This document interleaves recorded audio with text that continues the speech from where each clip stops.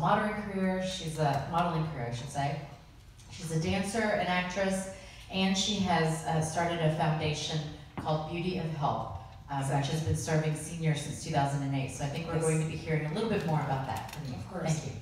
Your Excellencies, dear colleagues, ladies and gentlemen, we're dealing here today with the role of NGO sector in creating and influencing the policy.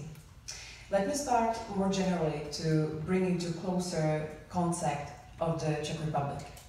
Influencing the policy takes place at multiple levels at the same time, from general, when within the platform misi, we influence the general direction of good governance, to more specific, when we work more closely with specific ministries and departments that address concrete goals.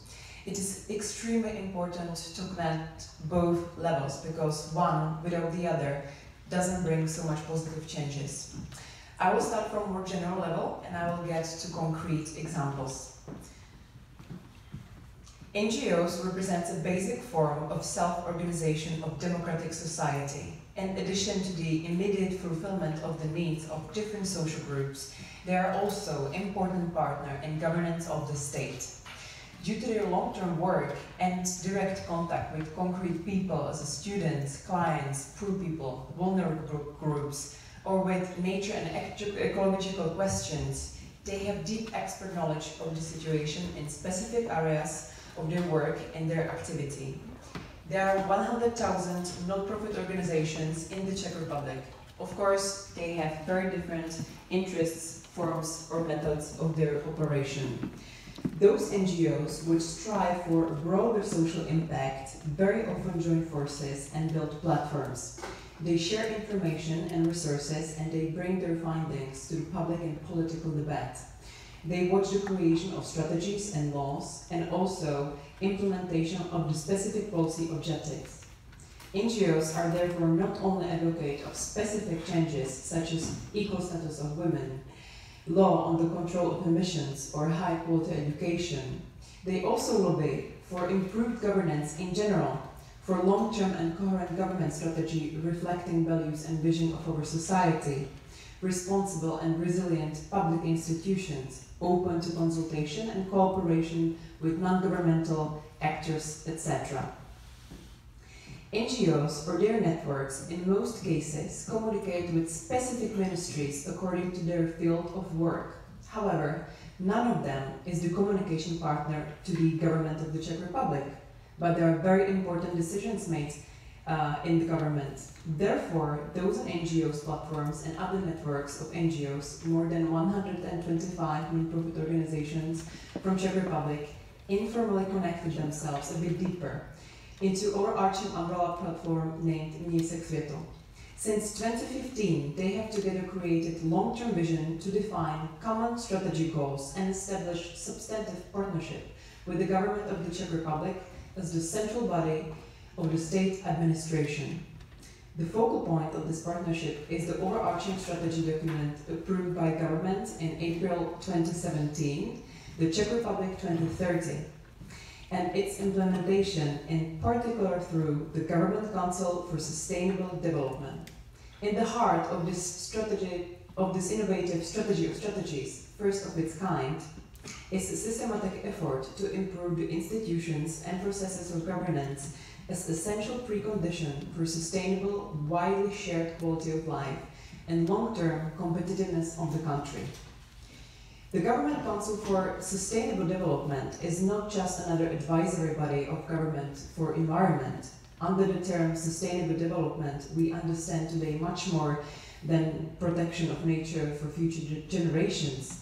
The international community, European Union, and most of the industrialized countries and representatives from civil society see especially as conditions for widely shared quality of life, achieved in the way that does not undermine our own foundations. The Government Council for Sustainable Development was therefore in year 2013 moved from purview of the Ministry of Environment to the Office of the Government to introduce a tool for discussing interagency and inter-department issues, both within the state administration and also with representatives of business sector, academia, trade unions, and non-profit organizations. These all stakeholders have common ground to strengthen mutual contacts, and they create a national consensus to the fundamental questions of further development of the Czech Republic. We consider it as great success and a great example, and we really hope that next government will keep the status of Government Council for Sustainable Development as it is. Specific activity of my foundation is the population aging and life with dignity for the elderly. We work the most with the Ministry of Labour and Social Affairs. To a certain extent, our agenda intersects with the Ministry of Health, in particular in the sense that we are trying to promote closer cooperation and closer blending in between medical and social services. As was said above, we have practical experience through regular contact based on a daily basis with our clients and their families or relatives. And we know how these services are interconnected. Agenda of Ministry of Labour and Ministry of Health are separate, and the cooperation between them is very limited. In the framework of the Ministry of Labour, there is Register of Social Services, which defines the services as such, and also particular acts that social workers can perform.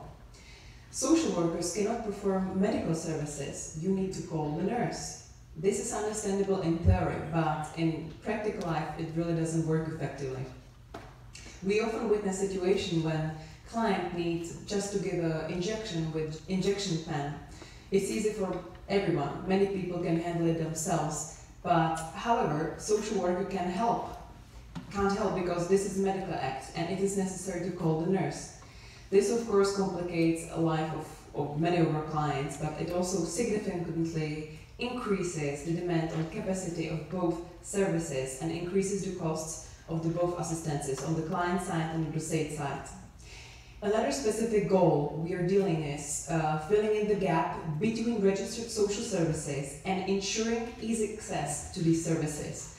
What we have in practice to prove the problem is that there are services to help the elderly to live at home and prevent institutional care. Many people don't know about them, or they don't have access to them in the sense that they are not able to walk to municipalities or to fill out necessary documents. So we are pointing out to this gap, and at the same time we are really trying to fill it in by our project, Be Home Without Worry. We constantly lobby for a change in legislation and provide all stakeholders with information from the practice. We really do see our strength in this. Another theme of my foundation is population aging and its implementation in pension system. This topic as such would take many meetings to discuss, so therefore in introduction I will not be discussing it at the moment, but if you're interested we can touch it later. In addition to the relationship between the state administration and NGOs, our today's topic is also relationship between the NGOs and the general public or companies. In other words, how to engage people and public in implementation of the SDGs, how to motivate them to identify themselves with these objectives. I would like to present you the video campaign we realized right now before Christmas together with a company called Penny Market. The campaign draws attention to lonely seniors and encourages people to think of them.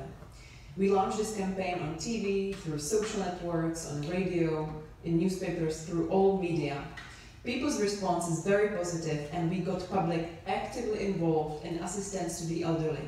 Many people realize for the first time ever that loneliness of the elderly and their isolation of the outside world of seniors is a huge problem worldwide, not just in Czech Republic. Thanks to this campaign, the company Penny Market strengthens the relationship with customers based on emotions, and we raised awareness about this social problem, which is really internationally big problem, and also about our work to the elderly and to our brand. So it's win-win-win situation for everybody. So let me conclude my speech by showing you this campaign video, and thank you very much for your attention.